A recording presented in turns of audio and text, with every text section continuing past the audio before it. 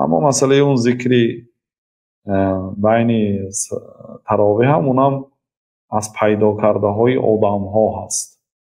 یعنی او در یگان آیت نآمده است که الله تعالی گفته باشد که بین تراویح بین 4 تسبیح سبحان ذی الملک و الملکوت گفته باشد خار کرده. و در یگان حدیث پیامبر صلی الله علیه و سلم نگفتن در یگان اثر از صحابه تابعین هم نآمده است. کسی جور کرده است، حتی همون جور کردگی آدم پیدا کردگی آدم معلوم نیست، کی همین پیدا کردگی معلوم نیست. دینی ما این خیلی دین نیه. دین اساس داشته باشد. بله الحمدلله عطسه کی داد آدم باید الحمدلله گوید. برای چی؟ برای اینکه پیامبر صلی الله علیه و سلم در حدیث فلانی در فلان کتاب گفتند راویش فلانی است. بعد آدمی که الحمدلله را شنید باید یرحمک الله گوید.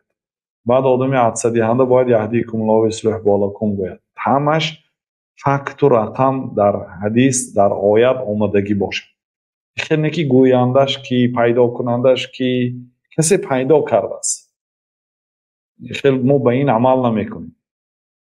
چیزی ثابت. تراویح بارها بیان کردیم که ثابت است. از پیامبر صلی الله علیه و سلم، از صحابه ها، از تابعین، از امام ها تا امروز تراویح آمدگی هست، دلیل دارد. اما اون ذکرهایی که به طریق خار گفته میشه اونا دلیل ندارد. بنابراین عمل کرده نمیشه. سپار نکنید، بحث نکنید.